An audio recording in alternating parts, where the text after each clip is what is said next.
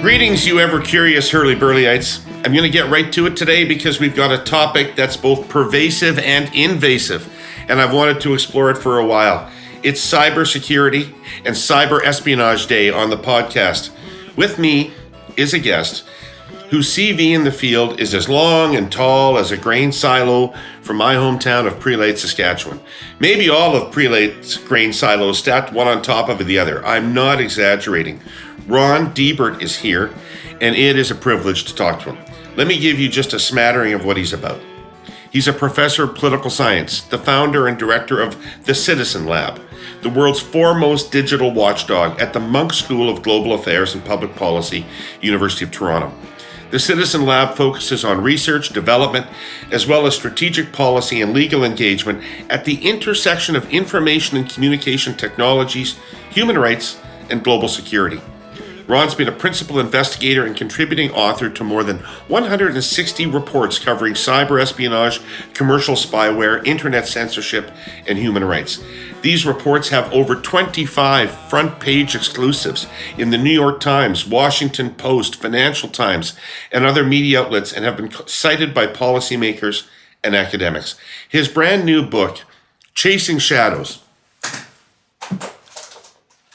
And here we go. Here it is, hot off the presses. Pick this book up. Chasing Shadows tells the story of Citizen Lab and the dozens of cyber espionage cases it has exposed. It reads like a novel more than an academic book.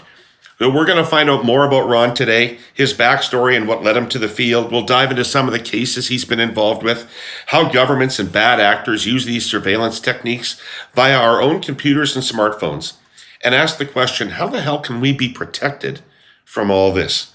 Ron, it's really great that you could join us today. As I said, it is a privilege to be able to talk to you about this. Well, thank you for having me on your show, David. I'm glad to be here to talk to you. Okay. So one thing I can tell from reading up about you before this interview is that you're a little private about your personal life, because I'm not really able to find out anything about you. Where are you from?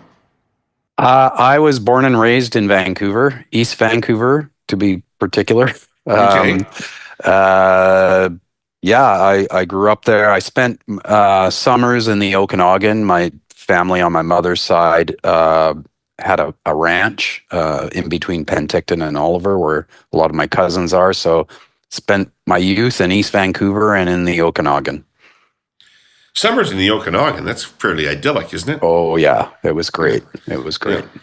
For people from the rest of Canada, they have peaches in the Okanagan. My God, it's a different climate, a different place altogether. Mostly wineries now. Not too many peaches left. No, is that right? Okay. Yeah. Penticton peaches were a thing in one day. Yeah. So, when you became a tenured professor, the internet was just becoming a thing. Mm-hmm. You refer in the book to it still being called the information superhighway, which made me laugh because I was involved in government back then, and that is indeed what it was described as by the Department of Industry. Yeah. And so what that means to me is that when you were studying and moving up the academic ladder, you did not anticipate doing what you're doing now. What did you think you would be doing? Oh, that's a good question. So when I started out, you're right. The internet has a long prehistory that goes all the way back to the 1960s. But as a consumer application, as something average people could connect to, it really didn't take off until the 1980s. And that's when I started turning to that subject. When I started my PhD at the University of British Columbia, one of my supervisors at the time actually recommended that I look into.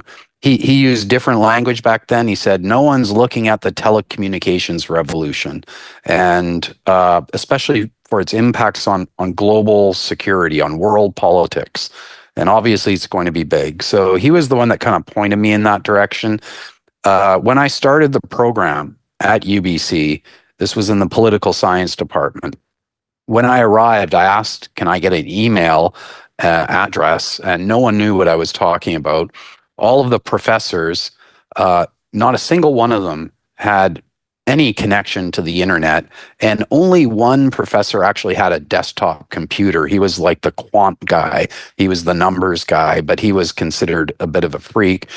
Within a couple of years, all of them had. I had one in the late 80s, and it was really good for playing golf. There was a golf game, right? Yeah. Yeah. Within a couple of years, all of them had PCs on their desktops, and they had internet connections. And in fact, I became kind of the informal go-to guy for, connecting people to the internet. There was a huge enthusiasm. You'll remember, no doubt, that in magazines like Wired and other ones like it, trade magazines, it was, this huge tsunami of information coming at us, and the world's at our fingertips now. And it really was quite marvelous. I can remember distinctly, even before the PhD program, I connected to some bulletin boards and things like that. Being able to speak to people in real time over a computer, and they're on the other side of the world. That was something profoundly revolutionary. Most people looked upon it as something that would bring about, they did a simple kind of causal analysis. More information, more unfiltered information equals greater liberty and greater freedom. And then a lot of marketing surrounded that with the same narrative. I came at it, though, with another interest that I had at the time, which was on international security. And in particular, I was very interested in what law enforcement, what intelligence agencies were doing. I was studying Cold War geopolitical issues, very much into espionage as a formal research, not a passive interest, just, that's what I was researching. And those two worlds were not aligned. There were people over here saying the internet is going to bring about profound transformation and democratization. And over here, I was reading about a long history of governments tapping into telecommunications networks, in fact, going all the way back to the telegraph. So I came at it with a bit of a skeptical perspective from the beginning. I'm not so sure about this. I think states are more powerful than people give them credit for. A lot of this information, it's not clear to me where it's going. I was particularly interested in that part, the surveillance part. So right from the very beginning, as far back as the beginning of my PhD program, I was interested in this topic. Of course, I didn't start the Citizen Lab until many years later at the University of Toronto. So just before we get into the substance of it, can I talk about that for 1 second? Because being from Saskatchewan, I have a little chip on my shoulder about the way Canada works. Okay. Why is the Citizens Lab at the U of T instead of UBC? Well, I got a job at the University of Toronto. For me, you say Saskatchewan has a chip on its shoulder. My father was born and raised in around Saskatoon, so I have some prairie roots as well. And growing up in Vancouver, frankly, the rest of Canada felt to me, and I think many people shared this, as almost like a foreign country. Out in BC, you look upon all of the media, all of the hockey night in Canada. Everything seems to happen way far away. And I felt quite remote.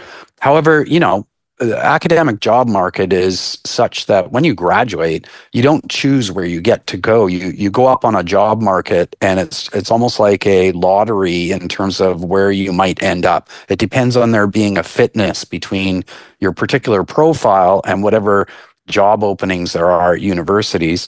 I was shortlisted for jobs at a number of universities, including Berkeley in the US, and I probably would have gone there, but University of Toronto was attractive to me because there is a long history. This is not really known by many Canadians, but the University of Toronto has a long pedigree of studying communications and media that goes back to certainly Marshall McLuhan, which everyone will be familiar with. He was, of course, probably one of the most famous professors at the University of Toronto. And then until Jordan Peterson. Well, let's put him aside. And before that, Harold Innis. Yeah. Harold Innis. I don't know if have ever heard of Harold Innis, but he was a great inspiration for McLuhan. And so, when I got the job at the University of Toronto, that was a big deal for me because I was entering into this kind of pantheon. Right. And it's probably, no doubt it's the top university in Canada. So it was a bit of an adjustment, but I don't think I would move back to Vancouver now if I had the chance even. I really like Toronto. Yeah. Well, I do. I do too, actually. I live in Toronto as well. And I like Toronto, but I still wish that other places in Canada could have nice things. Me too. So, for the past number of weeks, I've been telling you about the efforts our presenting sponsor TELUS have been making to protect consumer choice and competition in the home internet market. Well, the results are in, Herle Burly-ites, and spoiler alert, it's excellent news for consumers. The CRTC has just this week reaffirmed its interim decision on mandating wholesale access to fiber networks. So customers, especially customers in Ontario and Quebec, will have far greater choice in how they bring the internet into their homes. Beyond the previous duopoly in those markets, Rogers and Bell. It's a big win for consumers, for innovative service offerings, for competitive business practices, and for continued investment in Canadian telecom by Canadian providers. From the CRTC's written decision, I quote, "The evidence shows that more than a dozen providers, including one of the large incumbents," that's TELUS, by the way, "and its affiliates used the temporary service to offer new retail fiber internet service plans in Ontario and Quebec. This brought observable benefits to Canadians.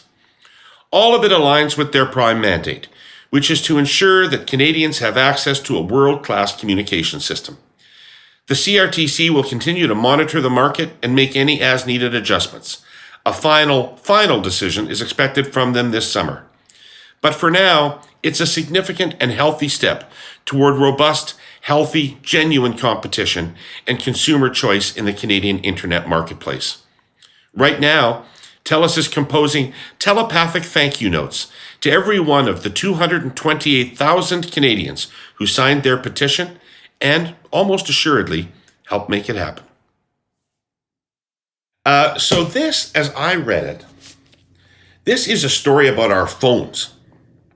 In part, it is. Yep. It's a story about our phones and how they're weaponized without us even knowing it, either against us or against other people that we are coming in contact with.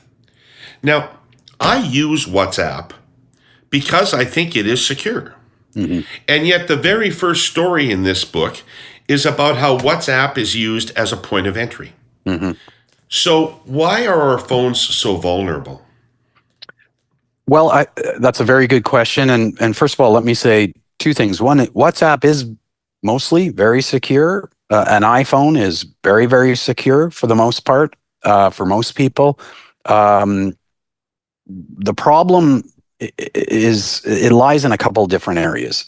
So one is that the business model of social media in particular, but basically everything to do with the internet, is about gathering as much information from customers as possible for advertising purposes. That's the underlying business model. No matter what app you're using, whether it's a rideshare app, a pregnancy app, whatever, all of these have one underlying mission, and that is to gather as much information about you, about your phone, where you are, what your preferences are, because the only way they can really make money off of things is to target advertising at you. So that means there is this overriding kind of direction that things are taken in that places security slightly down the priority list. Mark Zuckerberg had a famous phrase that the mission of Facebook was to move fast and break things.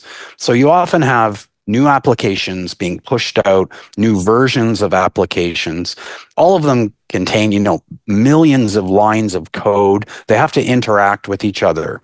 So there's that. Now, on the other side, you have highly trained engineers working for government intelligence agencies or for companies that I profile in the book, what we call mercenary surveillance companies. These are ex-Mossad agents, whatever, they're highly trained people who do nothing but spend all day looking for that one entry point, that one crevice that they can exploit, that the manufacturers of the application, whether it's WhatsApp or someone else, are not aware of at the moment.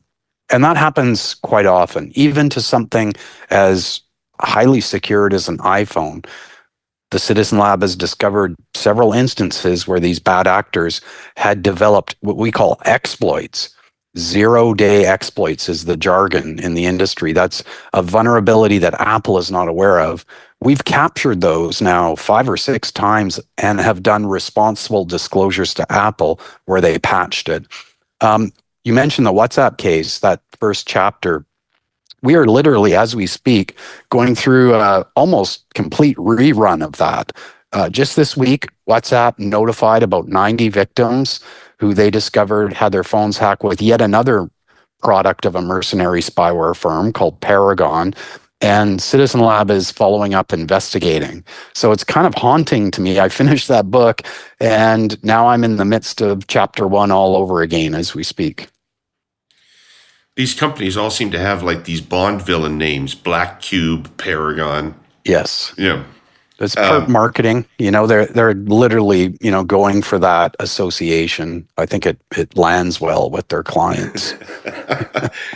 So I think the best way for people to understand what we're talking about, listeners who haven't read the book, is for you maybe to do abbreviated versions of a few of the stories you tell in the book. Sure. Happy to do that. And there are a few that made a real impact on me. Let's start, if we could, with the story about Omar Abdulaziz and the killing of Jamal Khashoggi, and what role this all played in that, and what role you played in that. Mm-hmm. Yeah, this is a phenomenal story. It was a wild experience to go through this. The starting point is to understand that part of the mission of the Citizen Lab is to use technical means, very sophisticated computer science, engineering, we call them network mapping methods, to try to fingerprint some of these mercenary surveillance companies. So these companies hack phones on behalf of government clients. When your phone is hacked, it has to communicate over the internet with the bad guys. They have to extract information from your phone and send it somewhere. Now, they go to great lengths to obfuscate all of that, to make it invisible as best they can, because they don't want to get caught. We, on the other hand, have developed, and I employ some of the most incredible forensic researchers. We've developed methods to fingerprint their command and control servers. These are the servers that are all over the internet that they try to hide, that are used to gather information and send commands to infected devices on behalf of government clients. Back in 2018, we made a major breakthrough where we could identify the countries within which there were phones that were being hacked by government operators worldwide. And we published this report. One of the findings of that report was that Saudi Arabia had hacked a device inside Canada.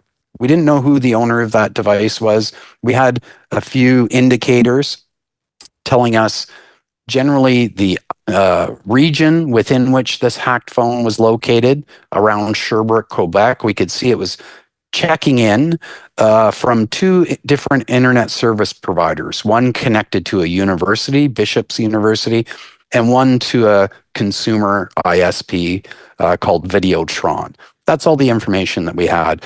Now, this was really intriguing to us, being Canadian-based organization. Saudi Arabia is spying on somebody in Canada. Who might it be? At this time also, there was a major diplomatic dispute going on between Saudi Arabia and Canada.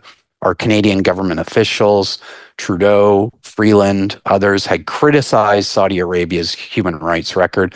Saudi Arabia retaliated by expelling Canadian diplomats and taking other measures. So we literally set out to find this victim and notify them. So we drew up a short list. We hypothesized this would likely be a Saudi dissident. There are a lot of Saudis who fled Saudi Arabia and have come to Canada, but they're still politically active. In fact, they come here and they feel liberated to speak. We knocked on a few doors, and it wasn't until we came across this person named Omar Abdulaziz that we found our needle in the haystack. He was a Canadian permanent resident. He had fled Saudi Arabia after coming to Canada as a visiting foreign student. He had a YouTube show, kind of like the Colbert show of the Gulf region, is the way I think about it. He would mock Mohammed bin Salman. That's something obviously dictators don't like, right? That puts you on a list for sure. Anyway, we checked his phone with his consent. discovered indeed that it had been hacked with Pegasus, which is at that time was the world's most sophisticated and elusive mercenary spyware. We published our report October 1st, 2018, and it was a pretty big report. It was covered in world media and so forth, and we were getting a flood of inquiries. The next day, Omar texted me and said, "I'm very afraid Jamal has gone missing." And I was like, "Jamal, I don't know who that is. Who's he talking about?" And he showed me a picture of the TV screen of CNN.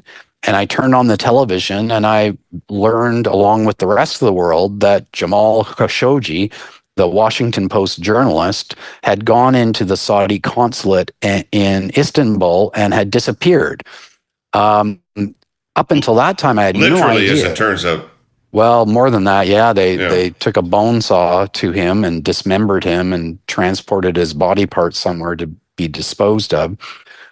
So we didn't know that they were close friends. They had been communicating for months, organizing anti-Saudi kind of civic disobedience, activism, and so forth, the type of thing that would definitely put you on the Saudi hit list. That was quite shocking to be then involved in the mix of this major news story. NSO Group, the manufacturer of this spyware, vehemently denied that they had anything to do with supplying Saudi Arabia with this technology. In fact, 60 Minutes did a show featuring me and my researchers and NSO Group. That was quite the experience, too, for someone growing up watching that show to have Leslie Stahl interview you. It was very cool. Yeah. I even did the Leslie Stahl walk with her. You walk along talking. Yeah. In any event, NSO Group denied this. We later checked the phones of as many people as we could in his orbit and discovered that his family members, his friends, many of them had their phones hacked at precisely the same time that NSO Group was denying on the record that they supplied Saudi Arabia with this technology. Okay, so our sponsor CN wants to keep the conversation going about Canadian things the Americans need and how those things will cost Americans a lot more money if this blanket tariff plan is real. Anyway, one of those things is potash. Potash is something everybody has heard of, but most people don't know much about. Potash is basically mineral salts, rich in potassium. Mostly it's used in fertilizers to help plants grow, and it's absolutely vital. American corn farmers, the ones who produce the biggest crop in the United States and supply such a vast amount of food and ethanol to American consumers, simply cannot do without it. Ditto grain farmers. And yes, you knew this was coming. 90% of the potash used by American farmers comes from Canada. Canada, Saskatchewan, is the biggest potash producer on Earth. A huge amount of it is carried to American markets by CN. CN connects Saskatchewan's potash mines directly to the U.S. heartland. Of course, slapping tariffs on Canadian potash would harm Canadian producers. It's a serious threat. But to be clear, contrary to what American voters are being told, America simply does not have the potash its farms need. It must buy Canadian potash. The second biggest producer is Russia. And any tariffs on potash will be paid by American importers, then passed on to American farmers and consumers. That's the way tariffs work. You actually have to wonder what American farmers think of all this, or if indeed they've even considered it. These proposed tariffs, if they are imposed, will tear into both Canadian and American economies like a buzzsaw. It will be pointless, needless pain. CN stands for Free, Unhindered, Fair Trade. Free trade is a win-win. A trade war is madness. Can you just give people a little bit of specificity about what kind of information the people hacking Abdulaziz's phone were seeing? Typically, this type of spyware, it's called, is very, very intrusive. So the operator, what happens is a government client, which is usually a security agency, Saudi intelligence, let's say, they are given access to a portal. And once a phone is hacked, They can turn on the microphone, turn on the camera. So, for example, say your phone was hacked right now and you and I were having a very confidential meeting, they'd be able to eavesdrop on it all. They can turn on the camera. Would it not be visible to me that this was on? No, there's no indication whatsoever that something's wrong. One minute your phone is fine, the next it's not. In fact, the latest versions at the time of Omar Abdulaziz's hacking, the technology wasn't as sophisticated as it is now. Back then, they had to trick you into doing something, which usually amounted to sending you some kind of SMS message to lure you into clicking on a link, and that would activate everything. Right. Today, they don't need that. They can take over any phone anywhere in the world without there being any interaction. So in addition to turning on the camera, the microphone, they can, of course, read all of your emails and text messages, even those that are end-to-end encrypted. And that's very important to understand. So WhatsApp, for example. Signal. Okay. The reason is because they're inside the phone. They're seeing the messages after they're encrypted and before they're after they're decrypted and before they're encrypted. So they're seeing it from the user's perspective. It's like having an autocrat looking over your shoulder. There's a spy in your pocket now. Of course, more insidiously, they can track your location, follow you around. They can go back in time, look at everyone that you've communicated with, and draw a surveillance web around those people as well. This is extremely invasive, godlike capabilities, which is why, it's so important for us as a group to be able to expose this sort of stuff. Right. Okay. So that's an example of government surveillance for very nefarious purposes. But there's also a chapter in the book that talks about the way this is used by Mexican cartels. Yeah. So there's a private usage to this as well. It's not just governments that are using these services. Just as an aside, how much does this cost? We're having an election here, right? We're having elections here in Canada this year. Could people be doing this in elections, or is it prohibitively expensive? It's not prohibitively expensive for most governments. And the pricing is based on number of infections, number of targets. There's a licensing agreement that goes on. I should say, first of all, that most of these firms claim they only sell to government clients. And it's a much different thing for a corporation or someone like you, say, or an individual, to use this type of technology than it is for a state. If a corporation used it, it's a serious violation of most criminal codes in most countries. Governments, though, they don't care about violating another country's criminal code. So it's a different risk for a private company. And either does a cartel. Well, in Mexico, the problem there is the starting point of the client. So NSO Group sold to numerous government clients. And there's not just one. When you're talking about governments, you have potentially dozens of potential government clients, prosecutors, law enforcement, intelligence agencies, border agencies, so forth. All could be clients because they're all government agencies. In Mexico, there's a real problem with corruption. So you have cartels linked to government security agencies. There are payoffs going back and forth. So yes, we did have many cases where people were targeted. We don't know ultimately who was undertaking the surveillance, but it seemed to be at the direction of the cartels. Right. And then one of the weirdest parts of the story was seeing Saudi princes using this to harass family members and ex-wives who were living in London, England. Yeah, that was actually an Emirati sheik who... and that story is so important because the companies, NSO Group, that sell this stuff, they claim they have all sorts of controls. They don't allow their technology to be used for anything other than what they say is legitimate criminal investigations. Here we discovered that an Emirati sheik was using this powerful technology because he was in the middle of a custody and divorce battle with his wife. who at that time had fled to the UK. So he hacked her phone, we discovered, but he also hacked her lawyer's phone. And that lawyer turned out to be not just any lawyer, it was someone called Baroness Shackleton, who's also the attorney for Prince Charles, Paul McCartney, many other people. They hacked her phone. So imagine, I mean, I don't know if they were tuned into this, but imagine you're King Charles and you read the news. Oh my God, my attorney's phone has been hacked. What does that mean for his confidential information? Same for Paul McCartney.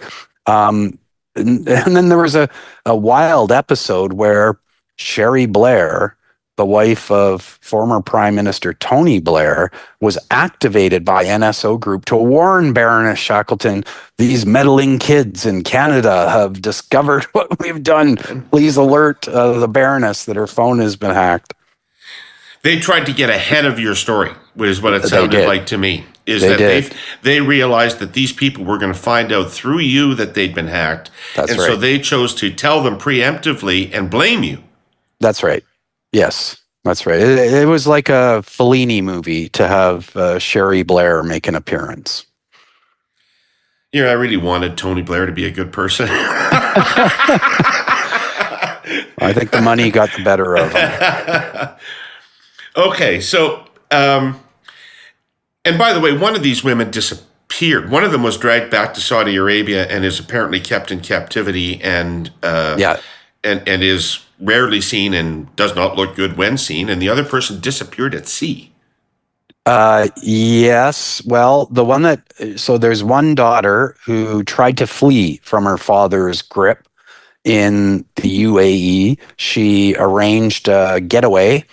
She chartered a private yacht, and that yacht was intercepted in the Indian Ocean. The UAE made an arrangement with Indian commandos who went in and captured the ship, drugged her, took her back. She's been heard from intermittently, but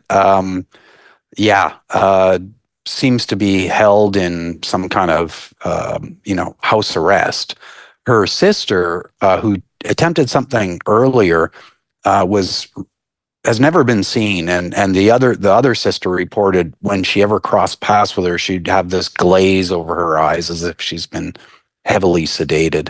I mean, these are the point of all of this is it's sensational, but the point of it, stepping back, is think about these awful people who are doing this. I mean, these are the most cruel people you can imagine. Basically, ruling as oligarchs, enormous wealth at their disposal, but governing in a kind of medieval way. They still behead people in those countries, and you're giving them these tools that enable them to just select anybody in the world they don't like and get inside their private lives. This is extreme. It's almost nuclear level surveillance technology, and an industry that's entirely unregulated because of it. Right. When I started the book, Ron, I thought that it would be a story about Chinese activity or maybe Russian activity. But it turns out to be primarily a story about the Middle East. Mm-hmm. Tell me about that. Well, we've done lots of research on Russia and China and are quite well known for that. But in this book, I wanted to zero in on this off-the-shelf kind of surveillance capacity, this marketplace that's entirely unregulated, because that's specifically the point. You have, very well-resourced signals intelligence agencies, surveillance agencies in the US, even in Canada, UK, Russia, China. That's all well known. But what's not generally well known is there are companies that will package up that capability and sell it to rogue dictators and third-rate autocrats in some of these horrible places, not just in the Middle East and Gulf, throughout sub-Saharan Africa, Asia, Central America. We've seen region after region where this is unfolding. It's like being able to purchase your own NSA off of Amazon. There really is no control over it. And that's hugely transformative for international relations. Why is it legal? These companies are publicly traded, some of them. Well, it's the legality of it all is a gray area. I mean, espionage itself is not really regulated. It doesn't fall into any legal category. There's no international law that covers espionage. So when governments are doing this and they're using these tools, they are operating in a kind of extra legal realm. I wouldn't say it's entirely illegal or without doesn't fall under any law, rather, because one of the interesting things that's happening recently is people are starting to sue these companies. Companies are starting to sue these firms. Famously, WhatsApp has sued NSO Group in California court for violation of the Computer Fraud and Abuse Act, among other charges. And the judge has found in favor of WhatsApp. There's going to be sentencing or penalties later in March. And individuals in the UK passed a new law allowing individuals to sue foreign governments. So there are cases unfolding now where some of the victims we discovered have said, you know what, I'm going to sue the United Arab Emirates here in the UK. So there are different types of accountability that could happen here. Let's hope. How do we strengthen Canada's economy for the future? Job number one is to preserve the jobs and investments we already have. Unfortunately, the potential shutdown of TikTok's Canadian offices does exactly the opposite, killing hundreds of jobs and creating a chilling effect on tech investment in Canada. How much investment? An upcoming report by Nordicity estimates that TikTok Canada's day-to-day operations alone contributed $1.4 billion in GDP to Canada's economy over the last 5 years. That figure doesn't even include the economic impact from the 14 million Canadian TikTok users, including the many Canadian creators and businesses who use the app to generate income every day. All of this will be lost, however, under the federal government's order that requires TikTok to shut down its Canadian offices. It doesn't have to be this way. The Canadian government has an opportunity to protect well-paying jobs and billions in economic investment while fostering a thriving tech sector and creator economy. Facts matter. Simply put, shutting down TikTok Canada offices eliminates jobs and stymies investment in Canada. A number of years ago, I had the good fortune to be in Israel, which is a beautiful country. Mm-hmm. And I was getting an economic briefing on this sort of dynamic startup nation that they had. Yeah. And how the technology sector was booming and they were developing all this cool technology.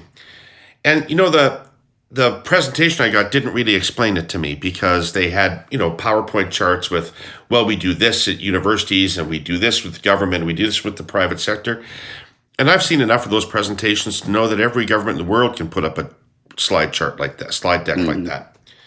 And so I asked them, I said, this isn't really telling me what's going on. What's the real driver behind Israel's success in this area? And they said, mandatory military. Mm-hmm. Right? He said mandatory military because people learn skills at a very young age. They learn problem solving and crisis management at a very young age. They're incredibly mature at a very young age. And we just have this astonishingly qualified workforce, frankly. Yes. Take that anecdote and run with it.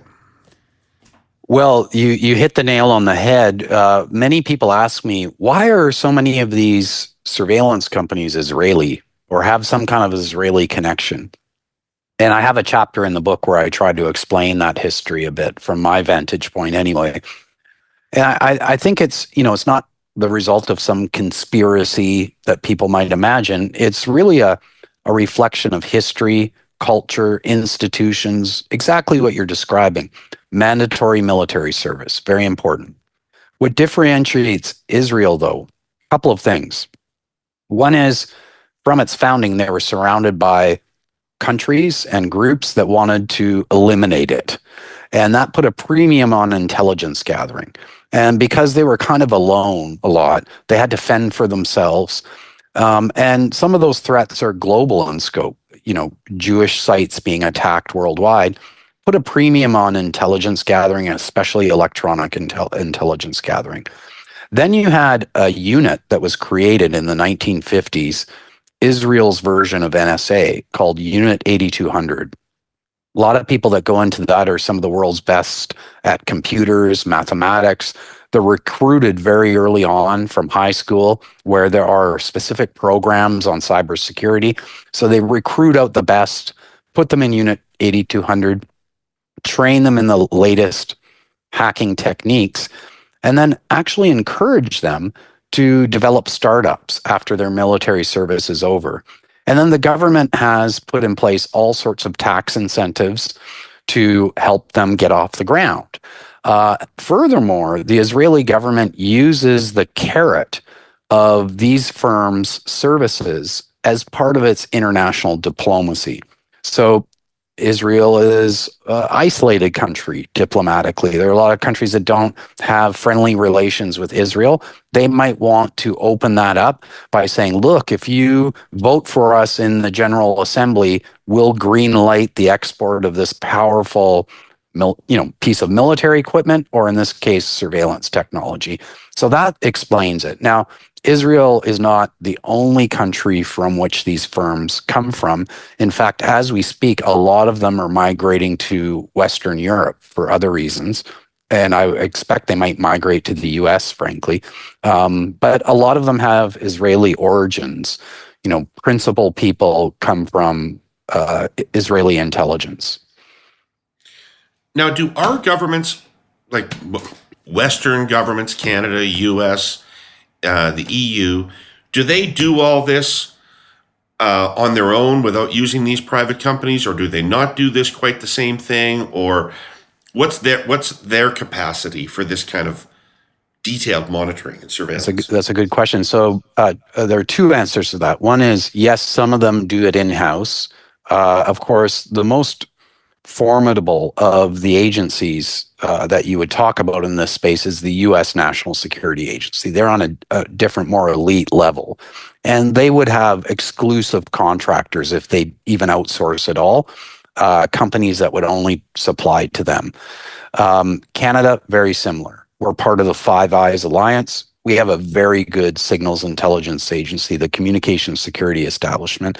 That partnership goes back to just after World War II, and in fact, World War II itself.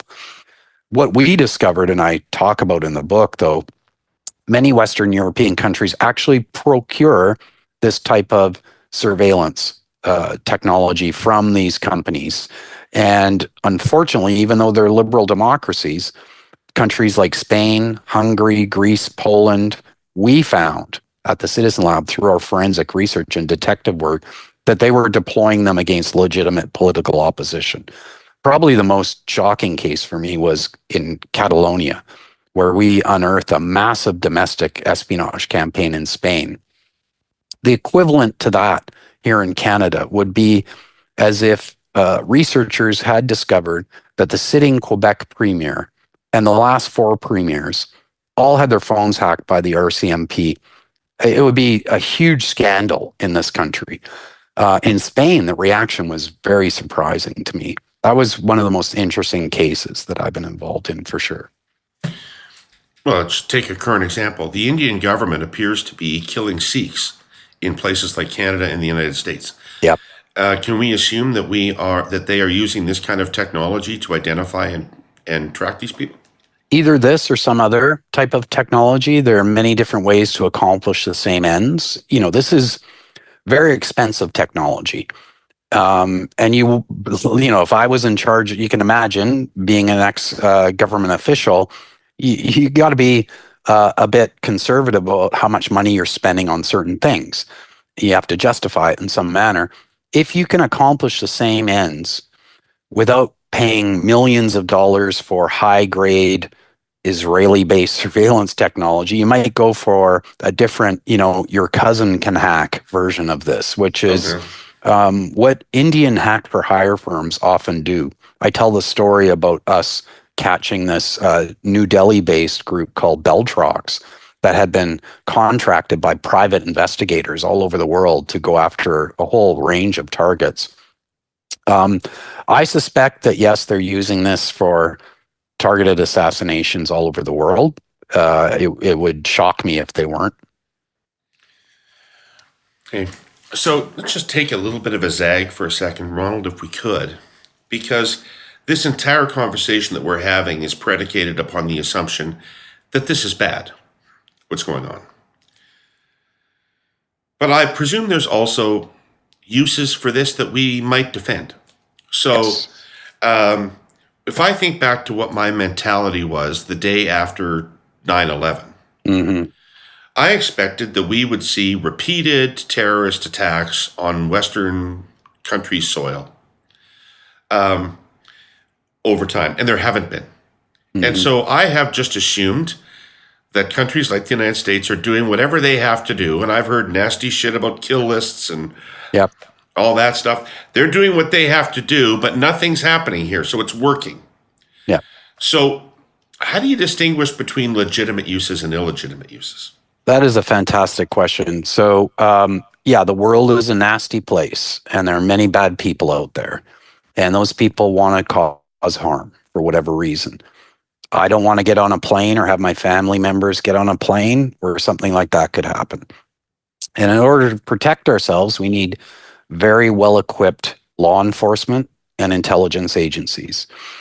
That's my view. Now, there are people in my community, roughly speaking, the kind of global human rights space, that look on the spyware and say, you know what, this is so extremely invasive. It's on a whole different scale, godlike capabilities. There is no way this is in any shape or form consistent with international human rights law or any privacy policies, and they argue that it should be banned. My view is that a ban is not only unrealistic, I think it's not even desirable. Instead, the issue really boils down to this. Not that agencies should not have this or should they have it. It's we need proper guardrails in place. We need oversight. We need checks and balances. We need somebody watching over the RCMP. RCMP, I'm sure, is full of many very capable, ethical, honest officers. But sadly, it's also an institution that has a long history of abuse of power against certain communities in this country, First Nations, on and on. So we need to have proper checks and balances in place. Usually liberal democracies do. But as we found in Western Europe, many of the countries that are liberal democratic countries don't. And they were using this technology and in fact are using it right now as we speak to go after journalists, human rights defenders, lawyers, family members. And the reason is because there aren't proper guardrails in place. So to me, the answer to that is actually quite simple. We need more robust safeguards, checks and balances around law enforcement and intelligence. I'm having trouble envisioning, because this is also real time. I'm having trouble envisioning how that safeguard could work, what it could be. Oh, I think it's not that complicated, actually. It's a matter of empowering agencies to do their job, to audit and inspect and look at what those other agencies are doing. We have something like that here in Canada called the National Security Intelligence Review Agency. It was set up a few years ago. It's relatively new. I know some of those people that work there. I think they're doing a fantastic job. If it were up to me, I was architecting some grand scheme for all of this, I would quadruple their budget and give them far more capacity to do what they're doing, because what they're doing is protecting Canadians as much as the others are, because you don't want those agencies abusing their powers. And the only way to prevent that is to have guardrails. And that means audits, inspections, looking inside what's going on, giving those people top secret clearance to do it. The other part of this, though, is what we do at the CIS Lab. I have no security clearance. I'm just, an academic, technically speaking. I'm at the University of Toronto. What we do is totally unconventional. There's no other university in the world that has something like what we do. But I think there should be more of them. We're doing a kind of accountability from below. So if you think about the National Security Intelligence Review Agency, that's from above and it's formally established. What we're doing is from below. And I think you need both. Okay. Interestingly, though, despite the fact that you are Canadian, operating in Canada, and breaking huge stories that not only media organizations around the world find interesting, but apparently the Biden administration found interesting. They sure did. Yeah. Brought you in to talk about it to them. The reaction you've gotten from the Canadian government over the years seems to have ranged from indifference to hostility. Why is that? You're missing one dimension, which is appreciation. So there are some that genuinely appreciate what we do. I know that for a fact, especially, maybe ironically, in our communications security establishment, our NSA. And I think, to me, that's something that makes me feel pretty good inside, that knowing that agency, maybe they don't like the phenomenon of what we're doing necessarily, but I know they respect us as a peer organization doing very similar work. They're doing work like we are doing, but in the classified realm. They're disrupting foreign espionage and trying to protect Canadians. But there are some that don't like what we do. And it's hard to explain. I mean, our domestic security agency, CSIS, I outline in the book how there were a couple of episodes where they tried to recruit some of my staff behind my back. That doesn't feel good as a Canadian. That happens. I think I'm doing something. I'm very proud to be a Canadian. I was appointed as an officer of the Order of Canada, and my group would never do anything to infringe upon Canadian security. I would never break the law. That's not our mandate. So to have that group kind of poking around really left a bad taste in my mouth. Right. And I think also the fact, look at what we're doing here.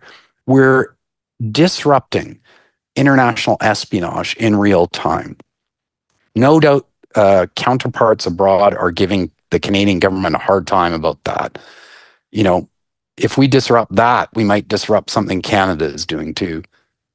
Right. Well, okay, let's talk about the lab. The Citizens Lab. First of all, why is it called that? I got this enormous opportunity back in the year 2000 to create an interdisciplinary research lab to do this sort of stuff. And I described the mission as doing counterintelligence for civil society. So when I was thinking about, what name might I give it, the name Citizen Lab just came to me. It just sounded cool. I think I was listening to a radio station based out of LA online at the time that was called Dub Lab.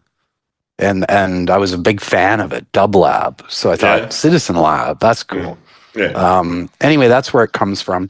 But what we do is really different. There's no other organization in the world that does quite like what we do. Frankly, I don't think most universities in the world would permit something like this, which says something special about the University of Toronto and how much they believe in academic freedom. I have never faced pressure from university administrators or the president of the University of Toronto. Hey, you better be careful about what you're doing. They've really had my back, and that's another reason why I'm proud to be here in Toronto. Very proud of the University of Toronto, and proud to be a Canadian. I don't think there are many other countries in the world that would allow something like this to take place or where it would happen. So, I've been advocating throughout most of my professional career. I wish there were more citizen labs. If there were a dozen of us out there doing this, the world would probably be a better place. That's how we started out, this idea of using technical means, using advanced research, forensic science to lift the lid and expose things that are going on beneath the surface of the internet that we believe are in the public interest. So your entire book is a testament to the old expression of follow the money. Mm-hmm. Right? So who funds this? Who funds the Citizen Lab? This is where I could insert some funny joke like the CIA or something like that and throw a real curveball into the conversation. But you can't do this type of work and have some kind of compromised funding source. We take our funds, we are supported by only public interest philanthropies of the sort that if you're watching like a PBS show, like Frontline, and you ever get to the end in the credits and they say, brought to you by the John D. and Catherine T. MacArthur Foundation or the Ford Foundation. those are mostly my funders too. And I'm very lucky to have that type of support. We have to be transparent about that and make sure that there's no conflict of interest. There have been many times when I could have received funding from both governments or corporations. You know, these responsible disclosures we did of vulnerabilities that I talked about, those are very expensive. Like us discovering one of those flaws on the open market for a government or a company like NSO Group to purchase an Apple exploit that Apple doesn't know about runs on the order of about $10 million right now. And we've discovered that several times. Those companies would be probably happy to give us money for that, but I've said no, and my colleagues say no. We know that if we were to take that money, it would compromise our integrity. So as long as possible, the only way we can do this is independently. We don't take money from companies or governments, including the Canadian government. Okay. You've had some instances, and I recall one specifically being addressed in the book about where people have worked with you and then gone on to cross over to the dark side, where I presume the money is vastly better. So my real question is, you have some obvious geniuses working with you. There's one fellow, I can't remember his name, Manzik, something like that. Yes, Bill. Right? Bill Marzak, technical genius. John Scott Railton, JSR, another brilliant person. I'm like more like a general manager of a sports team, and I've got like Sidney Crosby, Brad Marchand, my favorite player, Brad Marchand, on my team. I'm a Habs fan, so you can imagine how much I fucking hate Brad Marchand. Okay, well, I'll put Guy Lafleur on my team. Excellent. There you go. But okay, all three of you could presumably be fabulously wealthy if you were selling your expertise on the private market. Yep. So what motivates Bill to stay year after year in the Citizen Lab for whatever a university can pay somebody versus going out into this burgeoning private sector world? Hey, you know, some people may decide at some point to go do that, and I have had staff do that. Not to the dark side, I wouldn't call it that, but they want to go work for a company, and that's totally understandable because they may have family, whatever. But the people that work with me for as long as they do, they all share a couple of things. One is none of us like bullies, and I know I've been motivated throughout I grew up in East Van, a really rough part of Vancouver where there was a lot of bullying. Hell's Angels headquarters were right across the street from me. I saw a lot of that firsthand. And I've got this thing, especially entitled, wealthy, oligarchic bullies. I think we need to stand up to them. So a lot of us are motivated by that. Then there's the exhilaration. You are about to have your moment. You are about to have, with what's happening in the States, you are about to have your moment, right? The other part of it is the thrill of the hunt. Like, we're all detectives. This is detective work, what we're doing, and it's exhilarating. It's addictive. When you're hunting self-entitled bullies who are causing people harm, and you're going to catch them, and you're going to expose them, there's nothing like it. And I think people are drawn to that. I'm just so lucky to have people like JSR, Bill, others on my team, just fantastic, ethical, talented people. For as long as we can keep the party going, that's what we want to do. Right. So let's say I was somebody that felt vulnerable, like Abdul Aziz. And I looked on my phone one day and there was a weird message or a weird phone call that I hadn't received and hadn't had, but showing up in my log that I received this call from a strange number.